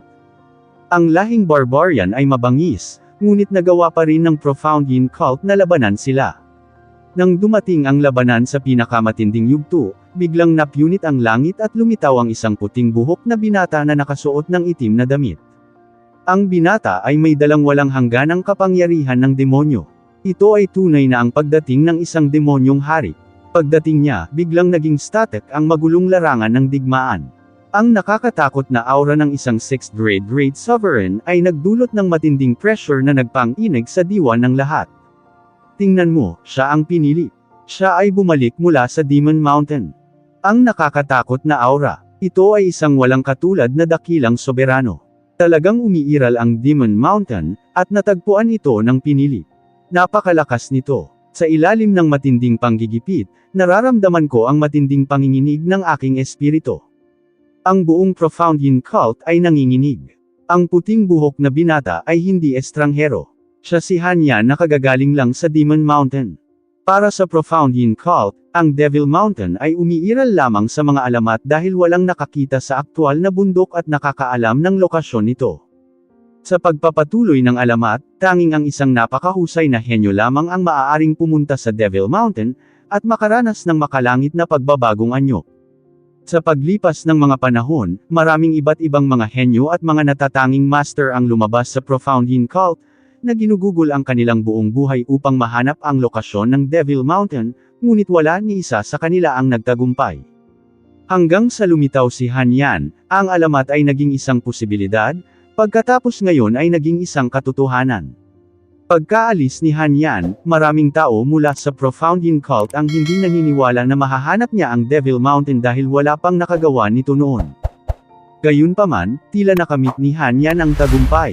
Malamang na natagpuan niya ang Devil Mountain at nakaranas ng makalangit na pagbabagong anyo. Iyon ang tanging dahilan upang ipaliwanag ang kanyang pagsulong sa 6th grade Great Sovereign Realm. Walang nakakaalam kung ano ang nakuha ni Han Yan sa Demon Mountain, ngunit maliwanag na ang Demon Mountain ay nagdala ng isang walang katulad na dakilang soberano. Noong una, ang mga tao sa lahing barbarian ay napuno ng napakataas na layunin ng pagpatay, ngunit ngayon silang lahat ay nanginginig sa takot sa ilalim ng kakilakilabot na matinding presyon. Nanay Fokker, bakit biglang magkakaroon ng 6th grade Great Sovereign? Hindi dapat magkaroon ng ganitong kakilakilabot na pag-iral sa Profoundine Cult. Malakas na saway ng pinuno ng lahing barbarian. Isang 6th grade Great Sovereign ang gumawa ng sobrang pressure sa kanila. Nagliwanag ang mga mata ni Han Yan habang nililibot niya ang paningin sa paligid. Sa sandaling makilala niya ang larangan ng digmaan, agad niyang iniunat ang kanyang makalangit na kuko ng demonyo. Ang Black Devil Claw ay parang hadlang ng Heaven Sovereign, na sumasakop sa daan-daang masters ng barbarian race. Gamit ang kuko ng Diablo, nahuli niya ang karamihan sa mga nakatataas. Umalangaw mula sa grupo ng mga barbaro ang nakakadugong hiyawan. Sa ilalim ng kuko ni Han Yan, daan-daang mga barbaro ang namatay sa lugar at naging abo, walang iniwang labi. Ang welgang ito lamang ay nakapatay ng napakaraming tao. Ang katawan ni Han Yan ay nanginginig at nawala sa isang iglap dahil hindi na siya kailangan sa larangan ng digmaan. Hindi ka panipaniwala. Saan nagpunta ang pinili? Masyadong malakas ang pinili. Hindi na angkop ang labanan dito para sanayin niya ang sarili. Kailangan niya ng mas malaking larangan ng digmaan. Tama iyan. Dahil ang digmaan sa pagitan ng Immortal World at Barbarian World ay sumabog na, ang mga labanan ay dapat na kumalat sa bawat lugar sa Immortal World. Ang pinili ay umabant na sa ika-6 na baitang dakilang soberano na kaharian. So, hindi na siya interesado sa laban namin. Kinurot niya ang napakaraming mas mataas hanggang sa mamatay ngayon at tinulungan kami, ang Profoundine Cult, upang malutas ang aming krisis. Sa mga susunod na araw, kailangan nating umasa sa ating sarili. Si Han Yan ay nakatayo sa itaas ng langit, at ang kanyang mga mata ng demonyo ay nakatingin sa usok at larangan ng digmaan sa paligid. Habang bumababa na ang sakuna, iniisip niya kung may magagawa ba siya para sa Immortal World.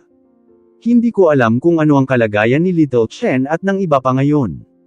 Sa tingin ko, dapat ay nag-aaway sila sa iba't ibang lugar. Pagkatapos sabihin iyon ni Han Yan, tumingin siya sa direksyon ng Ethereal Immortal Court. Nararamdaman ko na mayroong isang kakilakilabot na labanan na nagaganap sa Ethereal Immortal Court. Para silang nahaharap sa isang krisis. Bagamat nagkaroon kami ng mga sama ng loob noon, kailangang isantabi ang mga ito sa kritikal na sandaling ito dahil mas mahalaga ang pagharap sa lahing barbarian, sabi ni Han Yan. Sa pagkakaroon ng napakataas na cultivation realm, marami siyang nararamdaman. Hanggat gustong malaman ni Han Yan, mahahanap niya ang anumang bagay sa immortal domain sa isang simpleng pag-iisip.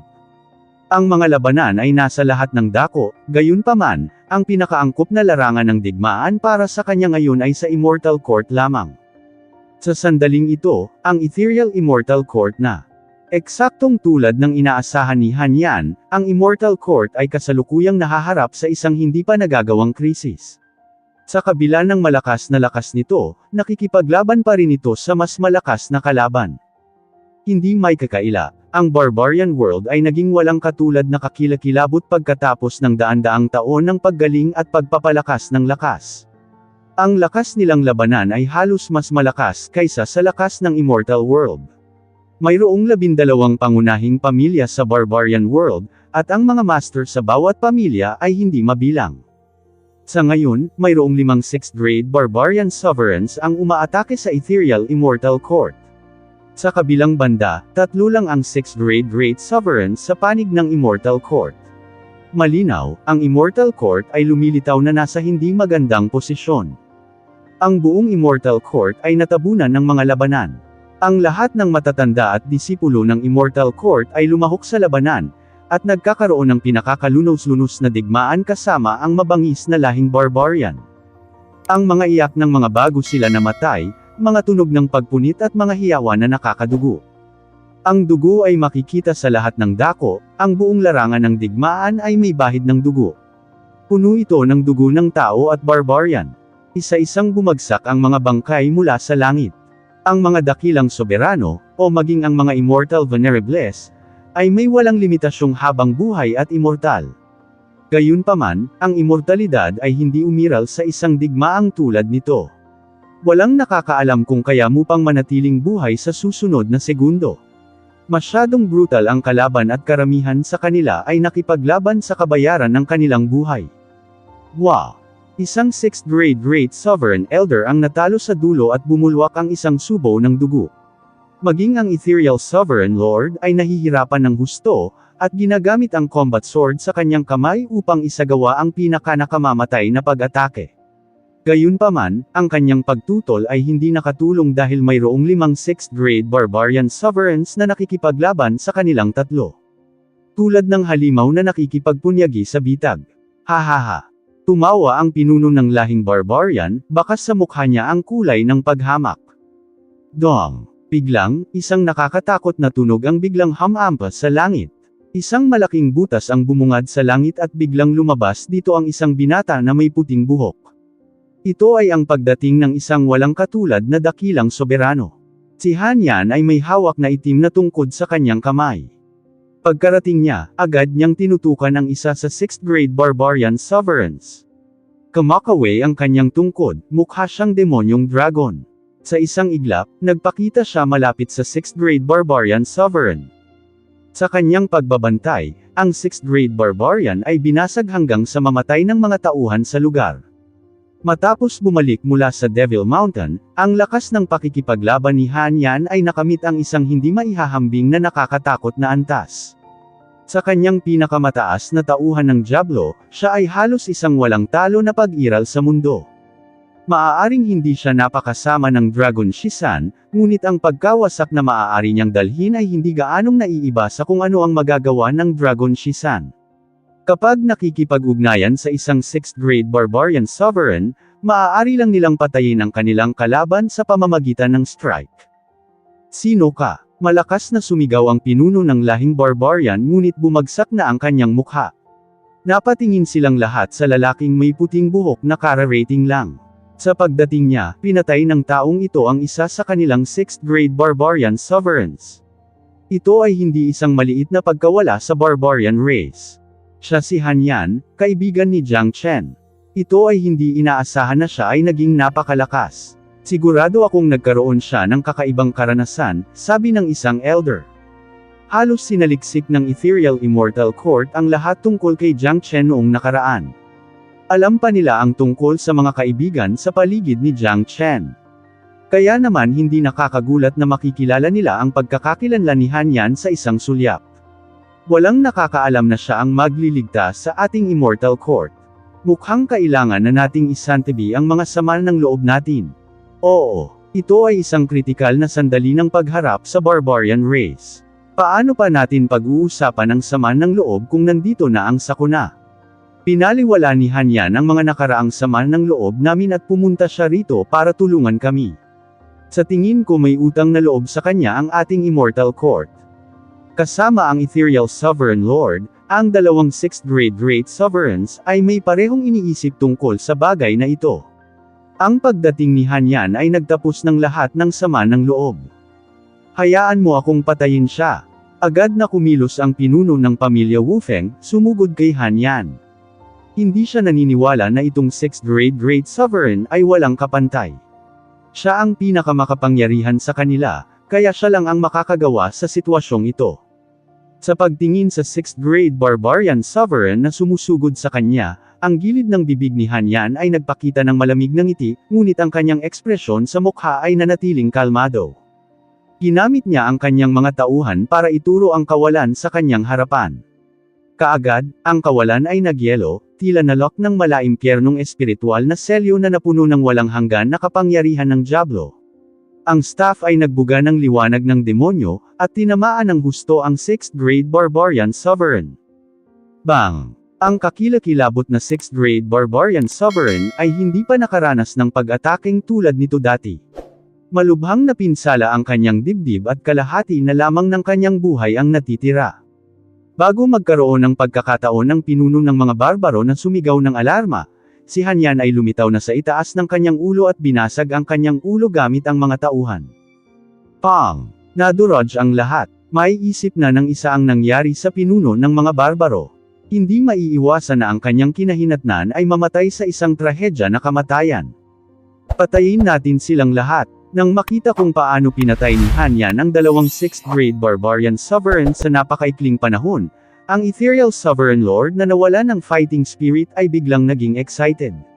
Tumawag siya ng malakas at hinawakan ang kanyang espada, at sumugod upang patayin ang isang 6th grade Barbarian Sovereign. Ganoon din ang ginawa ng dalawa pang elder ng Immortal Court. Dahil nasa mataas na espiritu ng pakikipaglaban, nanumpa silang papatayin ang lahat ng mga kaaway. Ang mga barbarong iyon na orihinal na napuno ng matayog na kahangahangang paraan, gayunpaman ang kanilang espiritu ng pakikipaglaban ay nawala na ngayon. Ang fighting spirit ay talagang may mahalagang papel sa isang digmaang tulad nito. White Dragon Temple. Karaniwan, ang White Dragon Temple ay palaging puno ng Buddha Radiance. Gayunpaman, nahulog din ito sa walang hangganang kadiliman sa sandaling ito. Ang isang kumikinang na Buddhist pagoda ay parang lampara na ngayon sa dilim. Bagamat ang pagoda ay nakakapagbigay pa rin ng walang limitasyong liwanag, nabigo itong itapon ang kadiliman. Amitabha. Ang mga kilalang monghe ay nagbibigkas at ang papuri ng Budista ay dumarating. Dagandong. Ang mga barbaro ay umuungal habang binabambak nila ang White Dragon Temple ng nakakabaliw. Ang mga makapangyarihang eksperto ay lumitaw na habang ang Old Ancestor Green Lotus ay nakatayo sa gitna ng larangan ng digmaan.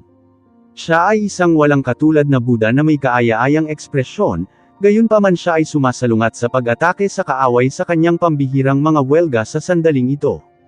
Ang matandang Ancestor Green Lotus ay humahawak ng 3 sa mga kaaway ng mag-isa, ngunit nagawang makakuha ng mataas na kamay at ang kanyang malaking Buddha palm ay patuloy na nagpapasabog ng mga pag-atake na pumipigil sa barbarian race.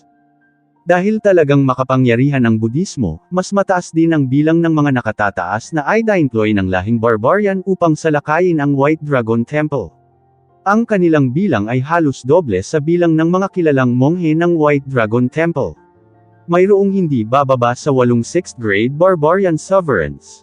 Ang 8 6th grade Barbarian Sovereign ay halos kaparehong bilang ng mga Sovereign na na-deploy sa Fengchi Immortal Court. Ang mga dumating para salakayin ang White Dragon Temple ay ang Wook family at Wulei family. Sa kasalukuyan, 3 sa 6th grade Great Sovereigns ng White Dragon Temple ang nakaharap sa 8 6th grade Barbarian Sovereigns. Kung wala silang pribilehiyong maging isang Budista, hindi nila magagawang match ang kaaway. Nanay Fokker. Napakalakas ng mga matandang asno na ito ng Budismo.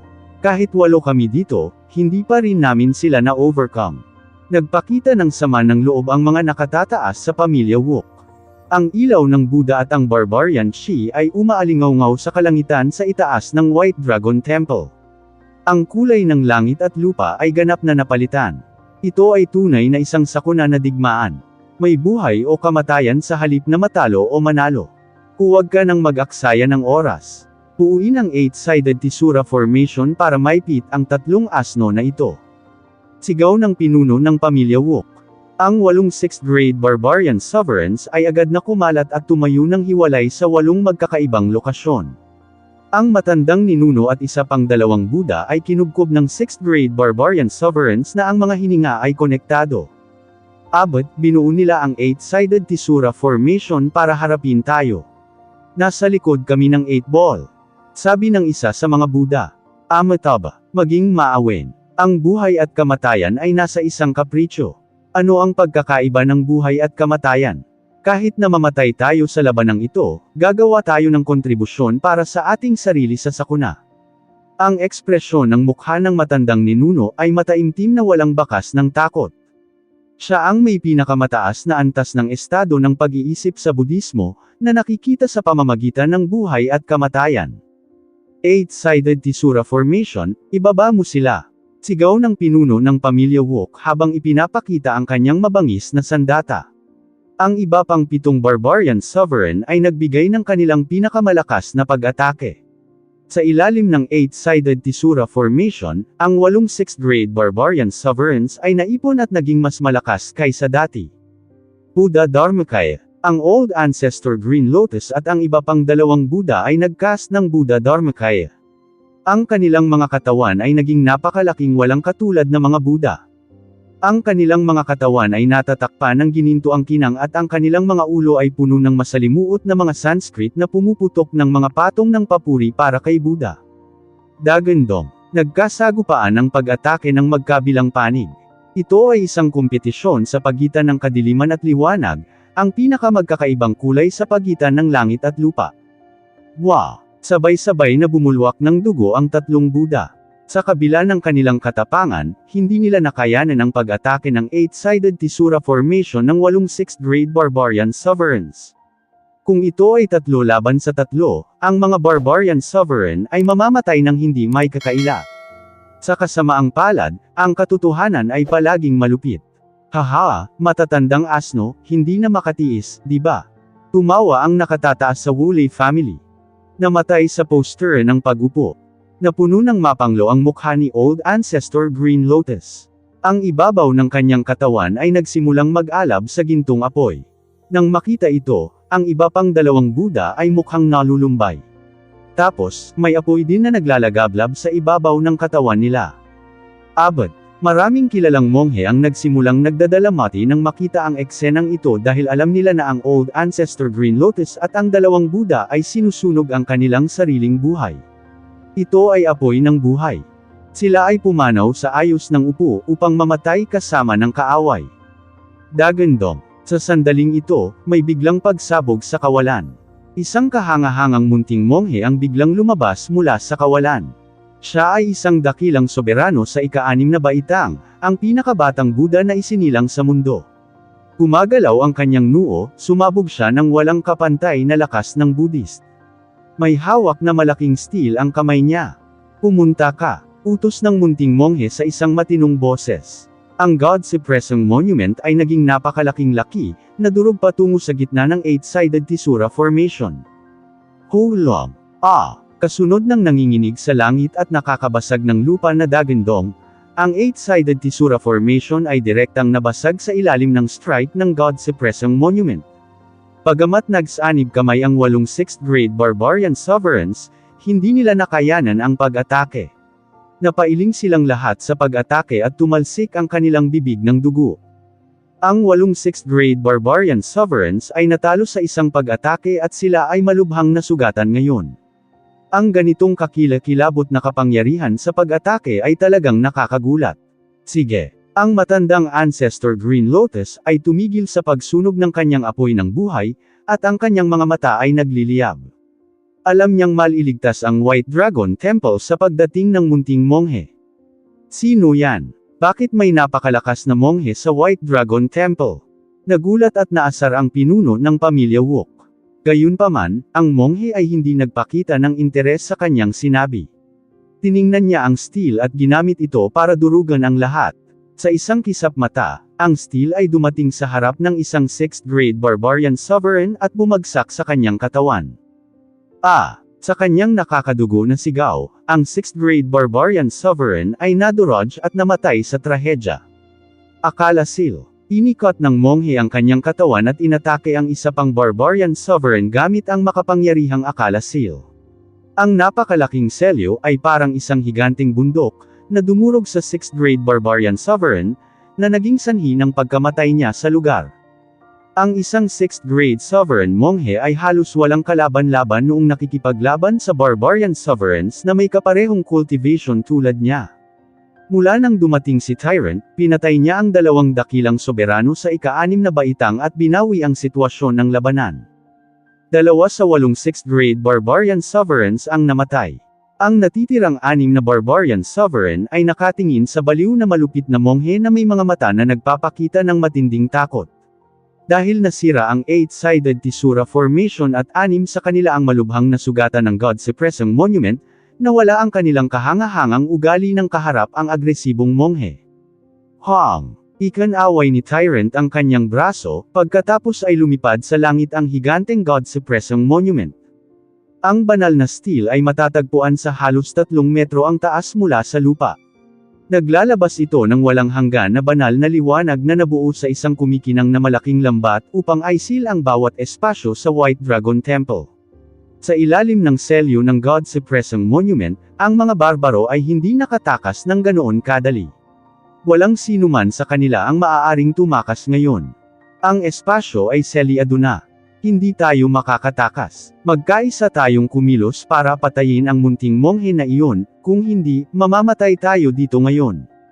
Sigaw ng isa sa mga tao ng Wook family. Napakabangis ng mukha ng 6 na barbarian sovereigns habang agresibo silang dumurog sa Tyrant. Kumilos din tayo. Kumilos din ang Old Ancestor Green Lotus.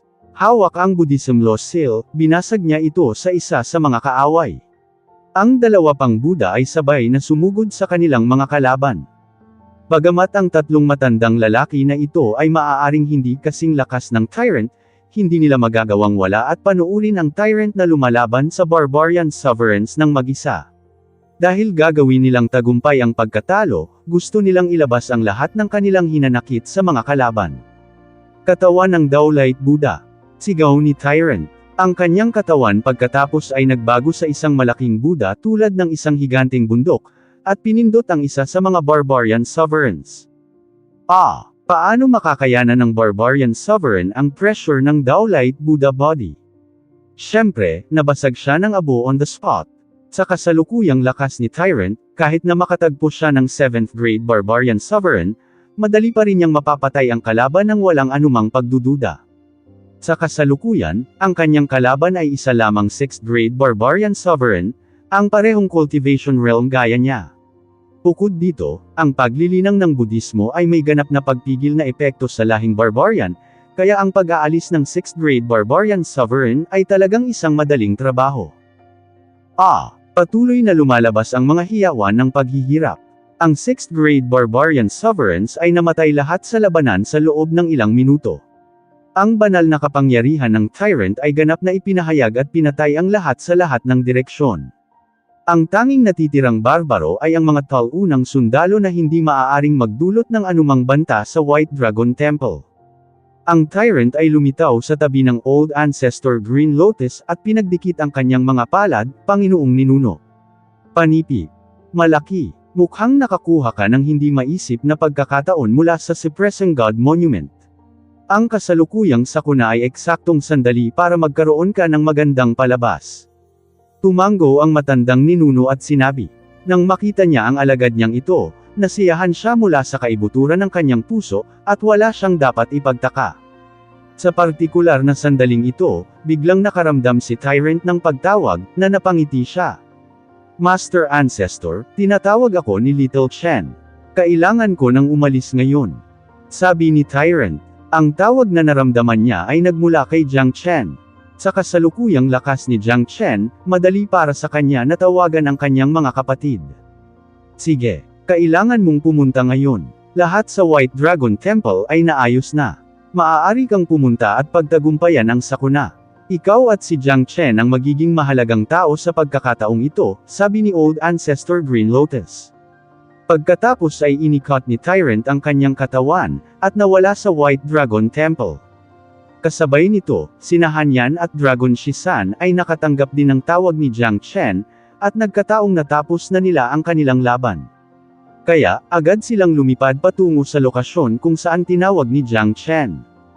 Sa kalangitan sa itaas ng isang tiwangwang na bulubundukin, si Jiang Chen ay nakahawak sa gold feather fan.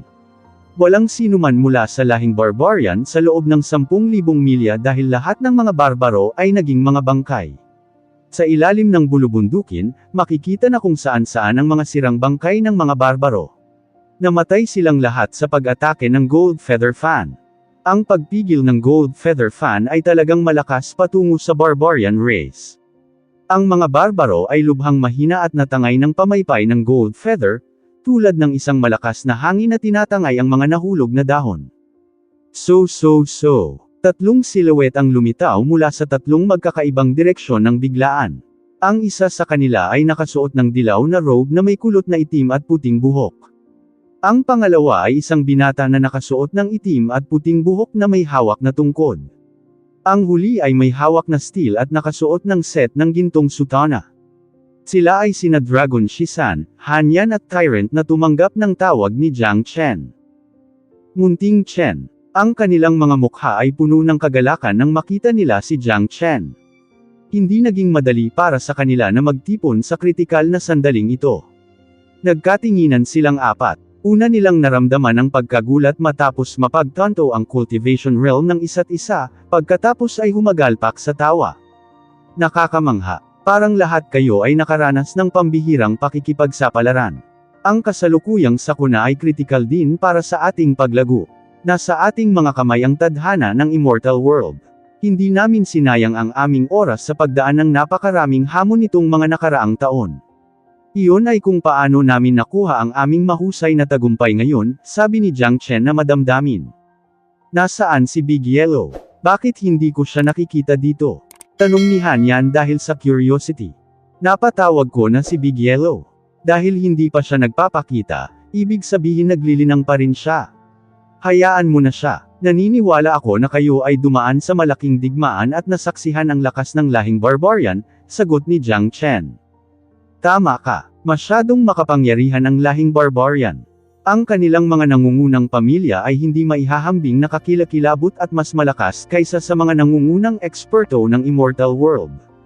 Mahirap pagtagumpayan ang mga ito. Kung hindi ako nagpakita sa Demonic Immortal Island, nasaroon na sila.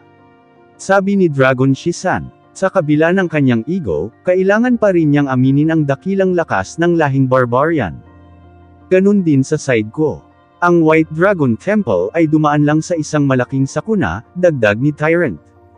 Ganoon din ang naranasan ng Ethereal Immortal Court. Tinulungan ko silang malutas ang kanilang krisis, sabi ni Hanyan. Oo, mas mataas ang bilang ng mga higher up na na-deploy ng Barbarian World kumpara sa atin, lalo na ang Immortal Court. Pansamantalang nalutas ng White Dragon Temple, Demonic Immortal Island, Fengchi Immortal at Ethereal Immortal Court ang kanilang krisis.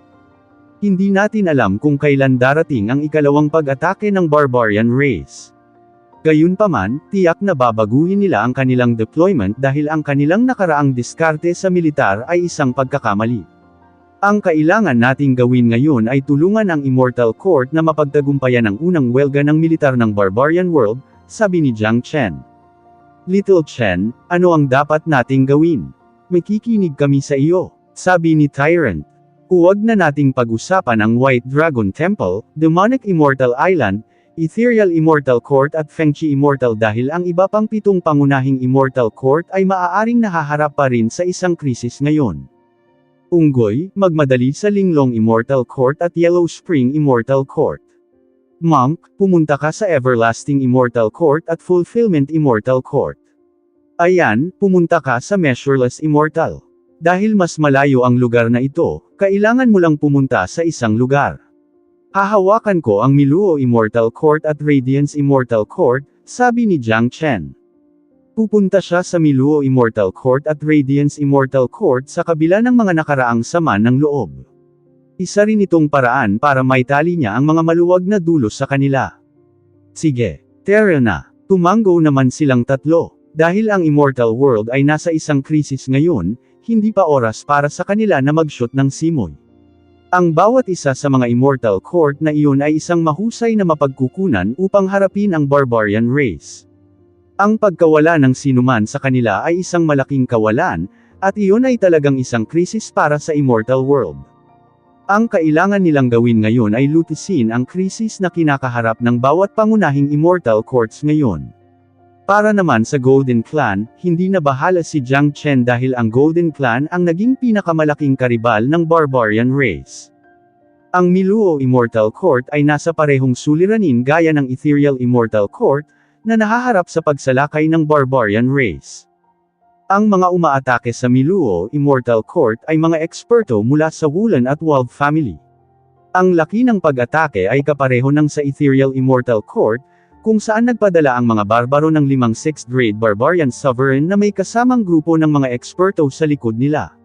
Ang espasyo kung saan matatagpuan ang Miluo Immortal Court ay halos nawasak, ang buong lugar ay natatakpan ng makapal na ulap ng dilim mula sa matinding labanan. Si Miluo Sovereign Lord at 2 6th grade Great Sovereigns ay umuubo ng dugo dahil sa pinsala, mapatla ang kanilang kutis at makikita sa kanilang mga mukha ang kawalan ng pag-asa. Paano magiging ganito kalakas ang barbarian world? Napaluha si Miluo Sovereign Lord. Hindi nila inaasahan na magiging ganito katikat ang ikalawang sakuna. Ang mga barbaro ay naging napakapangangilabot na kalaban pagkatapos na humiga sa loob ng libu-libong taon. Hindi na kailangang hulaan ng isa na ang ibang mga Immortal Court ay dapat nakatali ang kanilang mga kamay upang labanan ang parehong antas ng pag-atake kung ang mga umaatake sa amin ay ganoong sukat. Naging mas madilim ang ekspresyon ni Miluo Sovereign Lord matapos itong isipin. Ipinapahiwatig nito na ang ibang mga Immortal Court ay nahaharap sa isang hindi pa nagagawang panganib. Sa sandaling gumuho ang lahat ng Immortal Courts, ang buong Immortal World ay ganap na mahuhulog sa mga kamay ng mga barbaro. Soberanong Panginoon, ano ang gagawin natin ngayon? Tanong ng isang 6th grade Great Sovereign Elder. Ano pa bang magagawa natin? Lumaban ka. Labanan hanggang sa ating huling hininga. Ito ang sakuna ng Immortal World, mamamatay tayo sa pakikipaglaban, wala nang takasan para sa atin. Sabi ni Miluo Sovereign Lord habang nagngangalit ang kanyang mga ngipin. Walang mga tuntunin ng pagsuko kapag nahaharap sila sa ganitong sakuna. Ang tanging pagpipilian nila ay ang mamatay sa pakikipaglaban, walang takasan sa kapalarang ito. Atake. Sigaw ng pinuno ng pamilya Wulan, sa kanya sinalakay ang 3 kasama ang 4 pang barbaro. Ang kanilang mga agresibong pag-atake ay labis na nagwawasak na ang 3 ay halos walang pagkakataon na magdepensa. Hindi nila binibigyan ng anumang pagkakataon si Miluo Sovereign Lord at ang 2 elder dahil sila ay nasugatan ng husto. Baka hindi na makalusot silang 3 sa ganoong mapangwasak na pag-atake. Shing. Asterisk. Sa sandaling ito, isang nakakatalim na tunog ang biglang umalangaw mula sa kawalan. Isang maningning na espada na kumikinang na parang dragon ang tumusok sa kawalan at nahulog sa katawan ng isang 6th grade barbarian sovereign. Arg. Asterisk. Nahati sa kalahati ang 6th grade barbarian sovereign na iyon, at bumulwak ang isang bukal ng dugo mula sa kanyang katawan. Sino pumunta doon? Sigaw ng pinuno ng pamilya Wulan. Ang pagkamatay ng isang barbarong kasama sa ika-6 na baitang ay nagpasindik sa kanila. Ang kalaban ay dapat na isang makapangyarihang eksperto, dahil kaya niyang pumatay ng 6th grade barbarian sovereign sa isang sword strike lang. Gumaan ang pakiramdam ng 3 eksperto sa Miluo Immortal Court na labis na pressure. Ang kanilang mga titig din, ay nakatingin sa kawalan.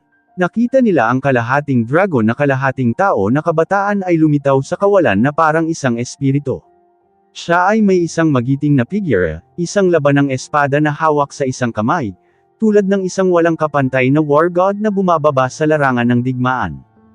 Jiang Chen. Napasigaw ang 3 Miluo sa gulat nang makita nila ang pagdating ni Jiang Chen. Nararamdaman nila ang mapanganib na chi na naglalabas mula kay Jiang Chen. Kahit na siya ay isang 4th grade Great Sovereign pa lamang, ang kanyang lakas ay hindi isang bagay upang kutsain. Ang kanyang lakas ay ang tunay na pakikitungo, dahil ang isang 6th grade Barbarian Sovereign ay nahulog sa ilalim ng talim ng dakilang soberano ng ika-4 na baitang. Hindi ko akalain na ang magliligtas sa ating Immortal Court ay siya. Grabe ang paglaki niya. Kung ipinagpatuloy ng ating Immortal Court ang ating awayan sa kanya. Natatakot ako na walang kahit anong tao mula sa ating hukuman ang makapagpapabagsak sa kanya. Napabuntong hininga ang 2 matanda. Alam nila na ang lahat ng kanilang mga nakaraang sama ng loob ay nawala sa mga mata ng naturang sakuna. Ipinakita din ito kung gaano kalaki si Jiang Chen dahil handa siyang tulungan sila. Ano pa ang masasabi ng kanilang Immortal Court? Kahit na sila ay nagdusa sa mga kamay ni Jiang Chen, wala nang mas mahalaga pa kaysa sa sakuna na kinakaharap nila sa ngayon. Higit sa lahat, si Jiang Chen ay naging isang bagay na hindi nila maaaring maliitin. Sa katunayan, dapat nilang pasalamatan ang langit na si Jiang Chen ay hindi nagpunta dito para manggulo sa kanila. Xing. Asterisk. Matapos lumitaw si Jiang Chen, ang Heavenly Dragon Sword sa kanyang kamay ay nagpaalulong, at ang nakakatakot na espada na si Qi ay agad na ikinulong sa isang kalaban, pagkatapos ay inatake siya ni Jiang Chen nang walang anumang babala. Arg. Asterisk. Masyadong malaki ang pagkakaiba ng lakas, kamatayan lamang ang naghihintay matapos silang makulong ng Heavenly Dragon Sword. Walang pagtutol na maaaring gawin, nang walang pag-aalinlangan. Ang Ancestral Dragon Pagoda ay bumukas at nilamon ng buo ang dalawang 6th grade Barbarian Sovereign na bangkay. Ang ika-69 na palapag ng pagoda ay nagsimulang maging mas kumpleto. Para kay Jiang Chen, ang 6th grade Barbaric Sovereign ay isang malakas na pagkain. Nagiging mahirap para sa kanya na lalo pang pagbutihin ang pagoda, ang lakas na makukuha niya mula sa pagoda ay unti-unting bumababa. Kaya naman, dapat niyang ipagpatuloy ang kanyang pagpatay ng hindi nagbibigay ng damdam sa kanyang mga kalaban, at gamitin ang lahat ng kanyang makukuha upang patuloy na mapabuti ang kanyang sarili. Ang sakuna ay nagtaas lamang ng kurtina at ito ay magpapatuloy sa loob ng isang panahon.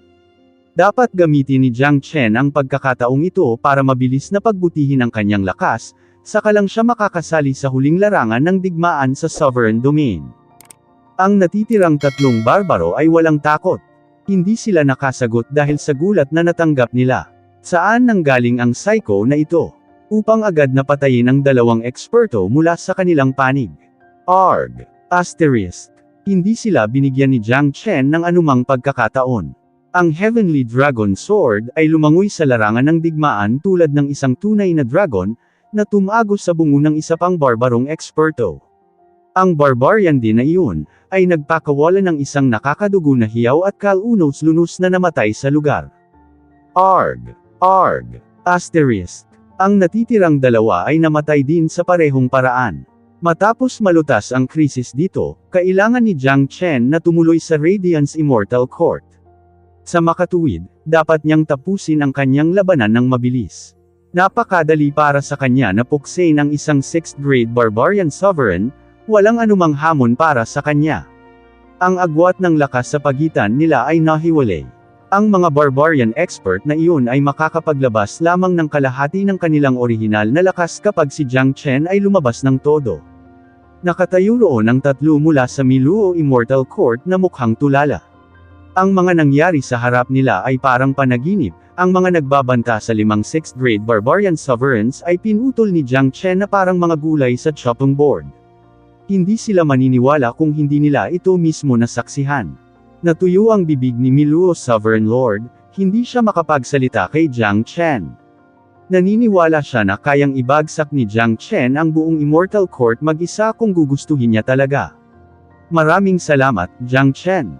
Kung ano man ang nangyari sa nakaraan, let bygones be bygones.